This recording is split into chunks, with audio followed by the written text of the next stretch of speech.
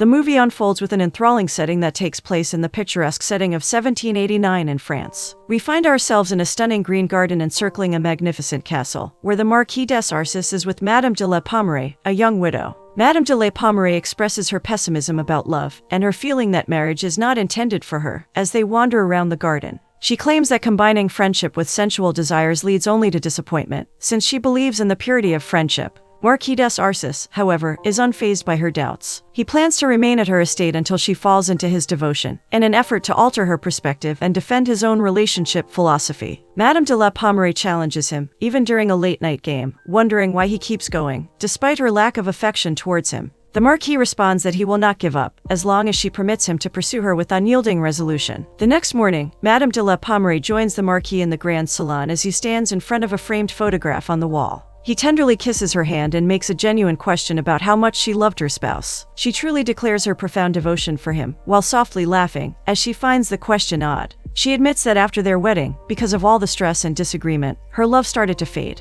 The Marquis continues to delve into her regret over their union while walking around the room. She steadfastly maintains that it is sincerely unfortunate when marriage is made possible to people who are unprepared for its arduous path. Later, as they make their way to the serene lake, we see them strolling leisurely through the picturesque woods. He asks one of the men to place a chair in a particular spot with care, and then he places another chair next to that one, to represent an auspicious link that is equally as tranquil as the unspoiled beauty of nature. With the greatest earnestness, he says that these two chairs stand in for two souls that are sitting peacefully side by side, their essences joining in the midst of nature. A warm grin spreads across Madame de la Pommeraye's face as she calmly enjoys the splendor of the stunning scene. The subsequent scene depicts Madame de la Pommeraye deeply immersed in a book, buried in her own thoughts, until her companion joins her in front of the peaceful fireplace. Her closest confidante, Lucien, renders her frequent visits, and gladly shares all the most recent rumors from the bustling city. They enjoy the potent scent of their coffee as they relax in tranquil concord. Lucien raises a strange question, asking if Arcis is still present. He has continuously chosen to stay inside the castle walls, despite his professional commitments urging him to leave. According to Madame de la Pommeraye, he has done so for an unbroken 4-month period. Lucien hints that Arcis is still enthusiastically courting Madame de la Pommeraye, fervently expressing his unflinching devotion.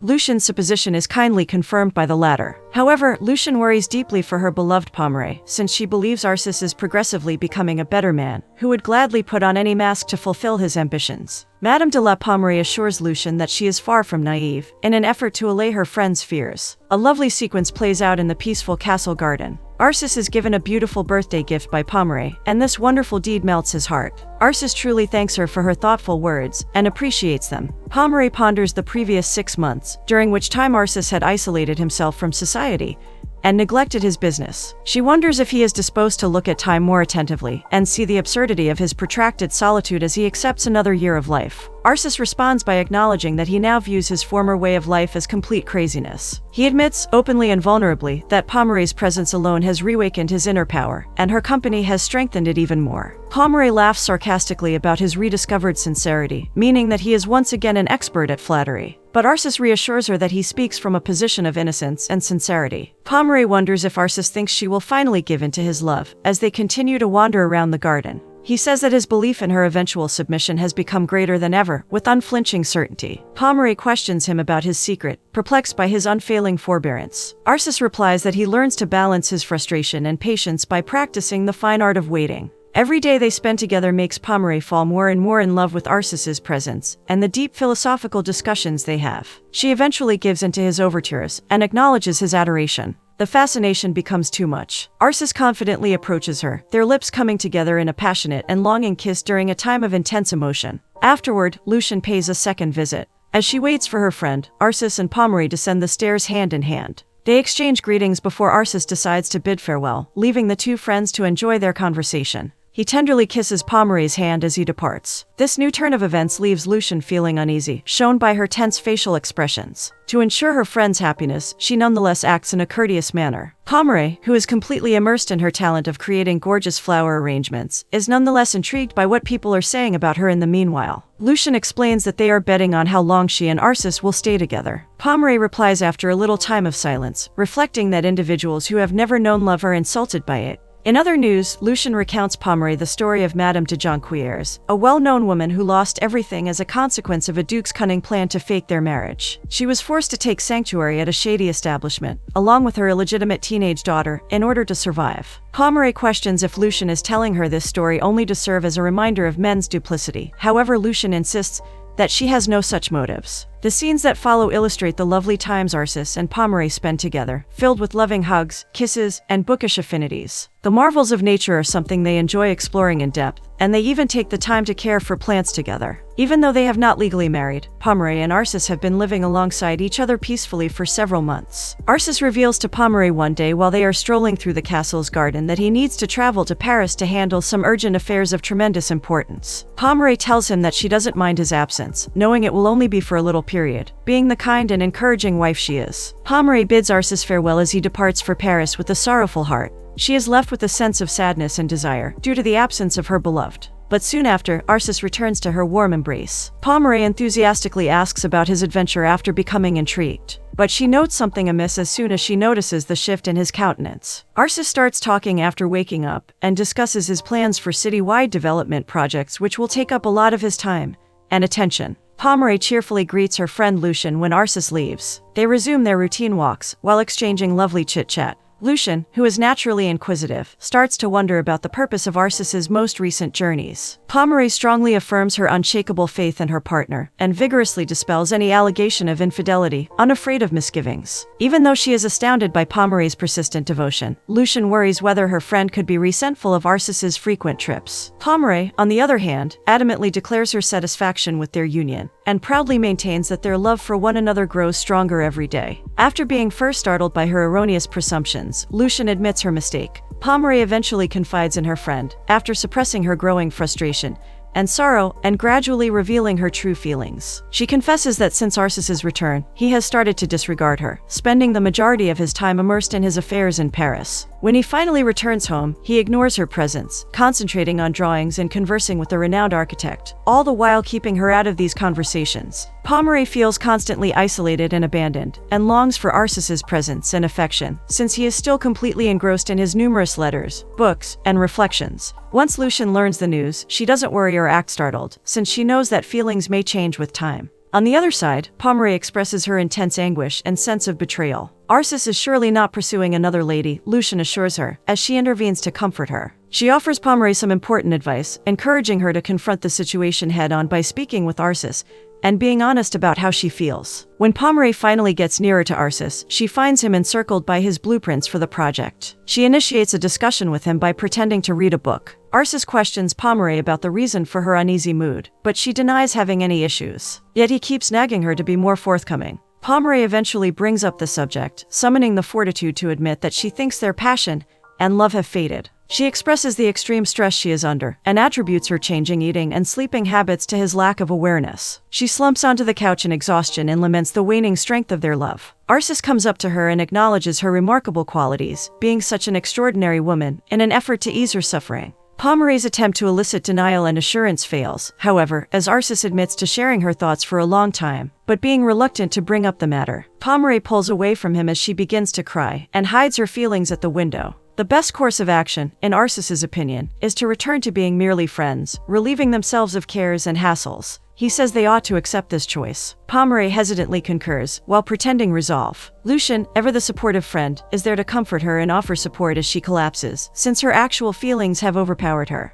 Pommeraye's heart grows more and more sour with each passing day she spends alone. She ruminates about the wonderful moments she formerly had with Arcis all the time. She comes up with a devious plan, nevertheless, since she is determined to get even with him. Taking her cue from the story of the widow woman and her daughter, told by Lucien, Pommeraye instructs her servants to fetch Madame de Jonquières and her daughter. Mademoiselle de Jonquières is the ideal choice for Pommeraye's plan, owing to her outstanding attractiveness. Madame de Jonquières confides in Pommeraye shortly as she arrives, revealing the poignant story of her upbringing, education, and marital deceit. She regrettably admits that despite her efforts to obtain justice, her husband's influence resulted in the loss of her case. Soon after, Pommeraye wonders if her daughter came with her on this trip. In the subsequent scene, the magnificent beauty and innocent demeanor of Mademoiselle de Jonquières leaves Pommeraye speechless. Later, while sipping an enjoyable cup of coffee, Pommeraye promises Madame de Jonquières a significant reward if she helps her get revenge on Arcis. Eventually, she consents to assist. As shown in the scene that follows, the initial step entails releasing the two ladies from their deplorable circumstances. To be able to embark on a new chapter in their lives, Madame de Jonquières and her daughter bid their friends farewell. To preserve the appearance of nobility, Pomeray makes arrangements for them to live in an apartment and gives them luxurious clothing.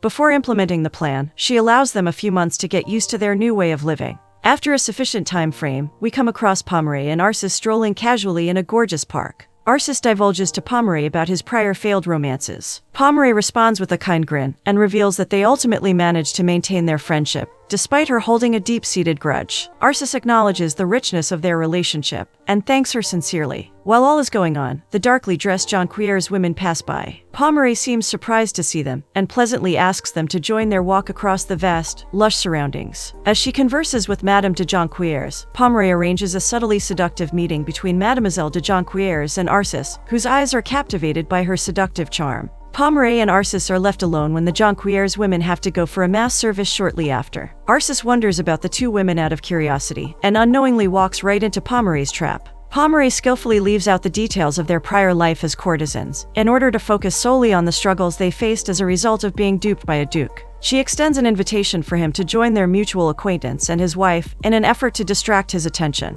Arcis is afterwards astounded by the daughter's remarkable beauty and finds it difficult to understand that such a gorgeous woman has not yet found a worthy spouse. Pomeray responds by enlightening him and emphasizing that they value honest humility over being married for money. Arcis experiences an illicit urge after learning this information, and for the next several days, he is gripped by an obsession with trying to locate the Jonquières women again. He fully disregards his own commitments and responsibilities as a result of his resolve, which causes him to approach random ladies in the park. Arcis rushes to Pomeray's castle as his desperation grows, and he begs for help. He urges her to extend a dinner invitation to the Jonquières family. Pomeray makes up that she tried, saying that her efforts were rejected. Arcis, adamant about not giving in, sits down and admits that he and the Jonquières' daughter exchanged intense looks and a strong connection during their stroll in the park. Pomeray subsequently tells Lucien about her plan, while taking pleasure in making fun of Arcis for continuing to ask about the Jonquières on a regular basis. To Lucien, though, Pomeray's acts have gone too far, and she dismisses them as the result of a shattered heart. She disputes Pomeray's conviction that Arcis will fall in love with that particular woman. Pomeray has the highest confidence, as she states that love thrives when it escapes us, and that Arcis is unable to resist that which opposes him. She confirms that her objectives are motivated by the quest of justice, rather than retaliation.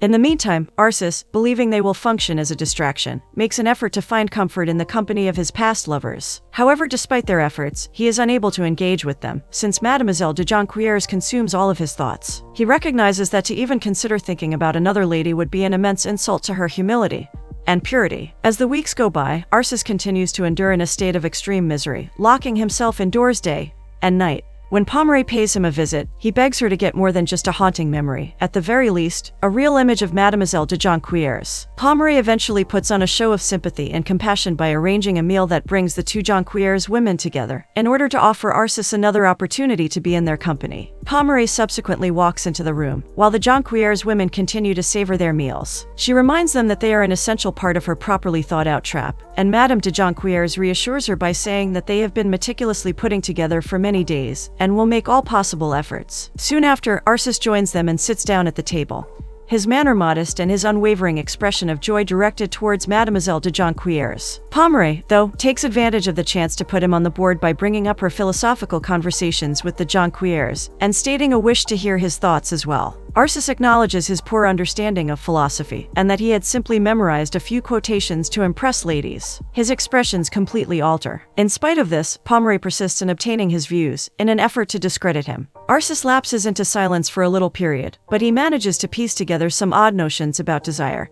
and the pursuit of pleasure, urging Mademoiselle de Jonquières to pretend to be impressed, leaving Pomeray grinning sarcastically. Once the meal concludes, Madame de Jonquières announces that the supper was intended to be brief. Pomeray expresses her concern about Madame de Jonquières neglecting her responsibilities on her account, and guides her to another room to give her some books. This deliberate move by Pomeray leaves Arcis and Mademoiselle de Jonquières alone, granting them a precious opportunity to engage in conversation for a few moments. Arcis takes the opportunity to continue rambling on about his shallow philosophies with Mademoiselle de Jonquières, who graciously acknowledges his words with only a word or two. Shortly thereafter, thereafter, Pomeray returns, informing Mademoiselle de Jonquières that her mother awaits her. They bid each other farewell, and following this encounter, Arcis becomes even more resolute in his pursuit of Mademoiselle de Jonquières. As a consequence, Arcis gathers a group of men and instructs them to find her. These guys scavenge the entire town, searching the square and the park, until they at last come to the Jonquières women. Unexpectedly, one of the men notices them in the cathedral. Arcis doesn't think twice about requesting a sketch of Mademoiselle de Jonquières when she is silently in devotion. Additionally, he waits patiently outside the church until the end of the mass, before sneakily following the women to their home and taking down their address. Arcis then makes an array of deliberate visits in the area, pretending to run into the women by coincidence on the street. He tries to get their attention each time, yet they ignore him, which demoralizes him and makes him even more determined to catch their attention. Arcis ultimately decides to bribe the priest in order to get him to send a letter to Mademoiselle de Jonquières on his behalf. The letter reflects Arcis's sincere feelings, advising her to seek protection from the devil's temptations in the embrace of a righteous man. The ladies quickly deliver the letter to Pomeray once they get it, who hastily opens it and furiously throws it away after reading the letter's passionate protestations of love. Nevertheless, Pomeray's strategy succeeds, despite her irritation. She tells the women to keep going to church and tells Mademoiselle de Jonquières to inform the priest that she delivered the letter to her mother, who burned it without reading it. Arcis is overcome with desperation after learning the news, and his desperation only intensifies. Soon after, he visits Pomeray to ask for her assistance once more in order to see Jonquières' daughter. His request is turned down, though. He is reminded by Pomeray that he cannot use Mademoiselle de Jonquières solely to satisfy his own needs. Arcis watches her depart the room in disappointment, as he is left feeling deflated. Arcis decides to go see the two women and apologize for the improper letter, mustering all his bravery in the process. He speaks to the mother, assuring her of his sincerity, and emphasizing his honest wish to protect her daughter's innocent soul. He offers them two gifts as a sign of goodwill, a money envelope and a diamond necklace that serve as evidence of his admirable intentions. He then departs with it. Madame de Jonquières recognizes the necklace's potential to ease their financial problems and wants to accept it badly. She displays it to Pomeray and asks for her permission to keep it. Pomeray, though, instructs her to reject it, since she believes they may earn even more from the situation at hand. This throws a cloud on the Jonquières' faces, despite Madame de Jonquières' arguments that this windfall will ensure their happiness. Pomeray goes one step further by pressuring Madame de Jonquières to write a letter that is both filled with pride and indignation. She gives in to Pomeray's demands reluctantly. Then, Arcis receives the letter from Pomeray, who falsely claims that it is from the Jonquières women, to emphasize how terribly hurt they were by his conduct. She argues that she presented him as an honest man,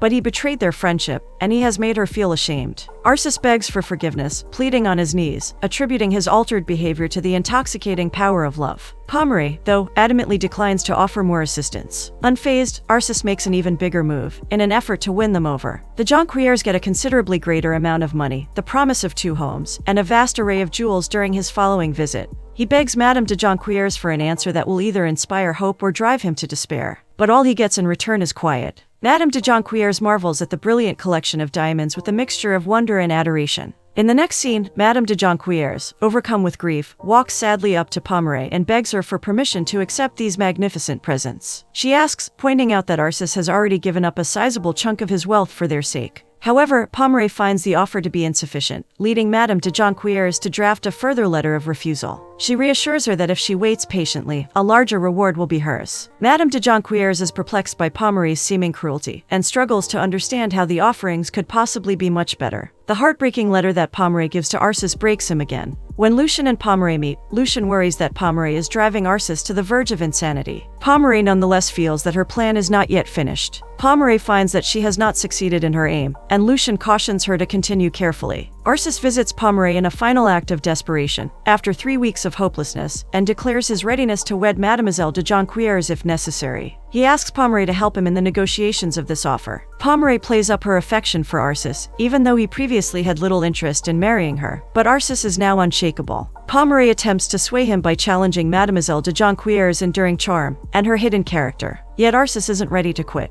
As a consequence of the Pomeray plan's success, Arcis and Mademoiselle de Jonquières get engaged. The mother glows with immense happiness, knowing that waiting has indeed given them the greatest benefit. She joyfully approaches her daughter and expresses how delighted she is that Arcis has asked for her hand in marriage. The daughter believes Pomeray's primary goal was to hold the Marquis accountable for his impulsiveness. She is wary about being married to a tricked man who is ignorant of her entire background. Despite Mademoiselle de Jonquieres' admission that she is not fond of Madame Pommery, her mother serves as a reminder of their lowly origins and Pommery's contribution to their survival. She contends that being married to the Marquis will help them regain their dignity and maintain a high social status. Notwithstanding her doubts, the daughter ends up being sucked into the plan, and the wedding goes off without a hitch. After the ceremony, as Mademoiselle de Jonquieres admires the opulent design of their new home, Arcis approaches her, noting her unusual silence and pale complexion. Concerned, he suggests she retire to her room to rest. Once in her room, as she changes her attire, her mother enters and discreetly hands her a small vial of blood, instructing her to apply it to the bedsheets. This act is meant to convince Arcis that it is their first night together. Overwhelmed with emotion, the daughter sheds tears, perceiving it as a possible god's punishment for their pretense of piety after their previous lives as courtesans. However, her mother urges her to compose herself and make the most of their marriage. Later that night, during their wedding night, Arcis approaches his wife and perceives her tension. Believing her apprehensive about their first intimate encounter, he promises to patiently wait until she feels ready. With tears streaming down her face, Madame de Pommery watches him depart. Some time later, Pommery welcomes Arcis to her house and discerns his profound happiness. He confirms that he has finally reunited with his beloved, and eagerly anticipates exercising his rights as a husband. Abruptly, Pommery bursts into laughter. As their conversation continues, Madame de Jonquieres and her daughter suddenly enter the room. She invites them to take a carriage ride, but instead of heading towards the promised park, they venture to a local establishment notorious for shady activities. Upon arrival, Madame de Jonquieres and her daughter display signs of anxiety and fear. Pommery orders them to get out, and eventually, they comply. It is there that Pommery unveils the truth to Arcis. His wife and mother-in-law were formerly courtesans at that very establishment. Arcis approaches Mademoiselle de Jonquieres, questioning the veracity of Pommery's words. The mother attempts to conceal the truth, but ultimately crumbles, and Mademoiselle de Jonquieres, weary of the lies, confesses its validity. Pommery, amidst hearty laughter, also confesses and admits to preparing the entire plan. She adds that Arcis had a sincere and loving woman, but he lost her. Shocked, Arcis inquires about their friendship, only to be met with mockery from Pommery, prompting him to flee. Mademoiselle de Jonquieres attempts to pursue him, calling out to him, but he pushes her away, requesting she refrain from speaking or touching him, unless she wants to suffer the consequences. Meanwhile, the mother, filled with anger, confronts Pommery, demanding an explanation for her betrayal, and brandishing a shattered bottle as a threat. Pommery assures her that she will fulfill her promised payment, but fails to comprehend the irreparable damage caused to the reputations of two ladies, rendering their return to noble society impossible. Later, as nightfall embraces the city, Arcis strolls through the streets, bearing the weight of mockery from other noble lords and ladies regarding Pommery's deceitful prank. They taunt him, laughing heartily, yet he remains resolute. Upon returning to his house, a bustling crowd is at his doorstep. Undeterred, he makes his way through the throng and requests their departure. It transpires that they have discovered his wife in the river, where she had sought to bring an end to her troubles, yet their timely intervention saved her, and they brought her back home. Arcis rewards them with a sum of money, hastening their departure. His gaze fixates on Mademoiselle de Jonquieres, and eventually he leaves her at the entrance and walks into his house. Nevertheless, she remains his wife, and thus the servants usher her inside.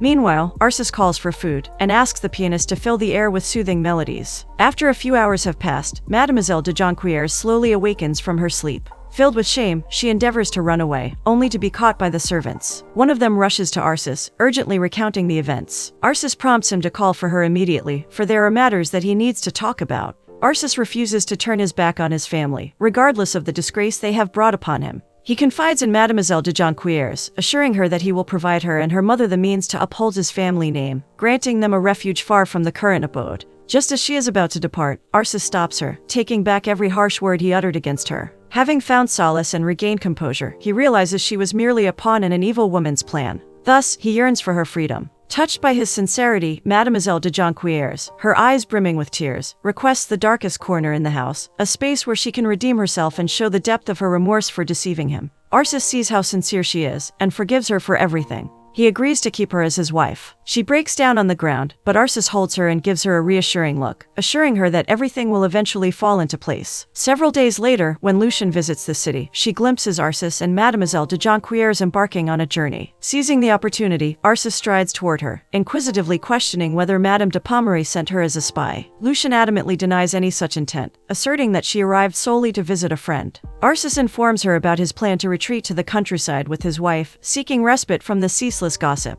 In return, Lucian solemnly swears her innocence, denying any involvement in Pomeroy's con games. Arcis, who has a thorough understanding of Pomeroy's nature and is convinced of her honesty, implores Lucian to convey his profound gratitude to Pomeroy for her plan, which led him to his beloved wife. The last scene of the movie depicts Lucian meeting Pomeroy over a cup of coffee, subtly asking for the latest gossip and stories going around the city. Initially hesitant, Lucian then discloses her encounter with Arcis during her visit to a friend. However, she does not pass on the message entrusted to her. Concealed behind a facade of feigned contentment, Pomeroy accepts Lucian's account, confessing that even if Arcis were not alone, it would not faze her, as her heart has found peace. Yet, the anguish visible on her face betrays her own falsehoods. At that point, Madame de la Pomeroy comes to terms that vengeance and manipulation only bring temporary satisfaction, but ultimately lead to emptiness and regret. Therefore, the film serves as a showcase for the significance of honesty and integrity in relationships, as well as the pursuit of genuine happiness above society norms and short-term pleasures.